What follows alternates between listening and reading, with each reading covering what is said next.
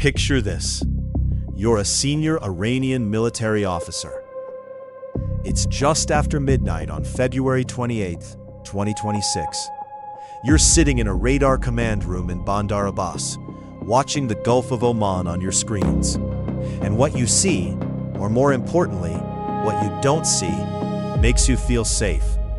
The USS Abraham Lincoln, the American Carrier Strike Group, your intelligence briefings have been tracking for weeks, is gone. Off your radar. Not in the Gulf, not a threat. What you don't know, what no one on that side of the Gulf knows, is that the Abraham Lincoln isn't gone. It's right there, 200 miles away, in the dark, and its flight deck just came alive. Over the next 72 hours, the USS Abraham Lincoln and its strike group would hit over 1,700 targets inside Iran. Command centers, IRGC headquarters, missile sites, naval assets, radar networks, all of it in 3 days by one carrier strike group. To understand what 1,700 strikes actually mean, you need to understand what it looked like from the other side of that radar screen, from the flight deck of the Lincoln itself. When the launch order came through on February 28th, Lieutenant Commander Marcus Webb was already strapped into his FA-18. He'd been sitting in the cockpit for 40 minutes, waiting.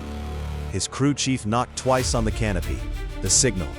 Webb gave a thumbs up. Then the catapult fired. Webb flew 4 combat sorties in the next 18 hours.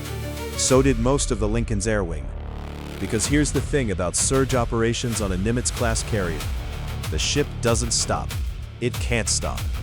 It was built for exactly this, to be relentless. Iran had 72 hours to stop it. They had every missile, every drone, every coastal battery they'd been building for 20 years, and it wasn't enough. Operation Epic Fury began officially at 2:14 on February 28, 2026. The first shots weren't from jets. They were from the Carrier Strike Group's vertical launch system, the tubes buried in the hulls of its escorting warships that fired Tomahawk cruise missiles, quietly, precisely, at targets hundreds of miles away that the Iranians thought were unreachable. Then the jets hit the sky, wave after wave, every 90 minutes, like clockwork. FA-18 Super Hornets carrying the bombs. EA-18G Growlers flying ahead of them, not to drop anything, but to blind every Iranian radar system.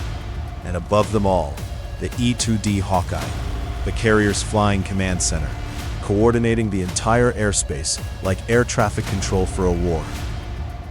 And this is the part that changed everything, is that the Lincoln wasn't just one carrier working alone. The strike package arriving over Iran that first night included B-2 stealth bombers flying from Missouri, B-52s from Diego Garcia, F-22s and F-35s from bases across the region. The Lincoln was the fist, but the rest of American air power was the arm swinging it. Within 48 hours, every Iranian warship that had been stationed east of the Strait of Hormuz before hostilities began was gone. CENTCOM confirmed it in a single statement. They called it denied. 11 warships, 2 days. That word, denied, is one of the most understated things the US military has ever said. Konarak Naval Base, Iran's main IRGC naval facility on the southern coast, didn't survive the first day. Now, Iran was not going to take 1,700 strikes lying down. And to be fair to them, they tried. On March 2nd, Iranian coastal missile batteries lit up the night and launched a volley of cruise missiles toward the Gulf of Oman. Their target? The USS Abraham Lincoln. Iranian state media immediately broke the story. Breaking news. Urgent. They claimed Iranian missiles had successfully struck the USS Abraham Lincoln. The carrier, they said, was on fire, damaged, taken out of the fight. Across social media, the claim exploded. millions of views. Was it true? CENTCOM issued a statement within the hour. The USS Abraham Lincoln had not been struck, was not on fire, was not damaged. In fact, and this is the part that became one of the most embarrassing moments in IRGC history, the missile that Iran claimed hit the Lincoln had actually struck the Shahid Bagheri, an Iranian drone carrier. Iran had fired its coastal missiles at its own ship. Let's put 1,700 strikes in 72 hours into a number your brain can actually hold. That is more than 23 strikes per hour. One strike every 2.5 minutes. Every time you've ever sat through a TV commercial break, during that time, the Lincoln hit another target for 3 straight days without pause. To execute this, the Lincoln's air wing ran what the Navy calls surge operations. Every available aircraft, every available pilot, rotating through missions at a tempo no other Navy on Earth could sustain for more than a few hours. The Lincoln sustained it for 3 days because a Nimitz-class carrier wasn't designed to fight. It was designed to win. The aircraft involved reads like someone emptied every hangar in the American arsenal. B-1 Lancers, B-2 Spirits, and B-52 Stratofortress, F-15s, F-16, and F-A-18 strike fighters, F-22 and F-35 fifth-generation stealth jets, A-10 Thunderbolts, EA-18 electronic warfare aircraft, all of them, over Iran, at the same time. On the third night, an Iranian air defense operator looked at his radar scope and saw so many aircraft inbound that he reportedly shut down his own system because he thought it was malfunctioning.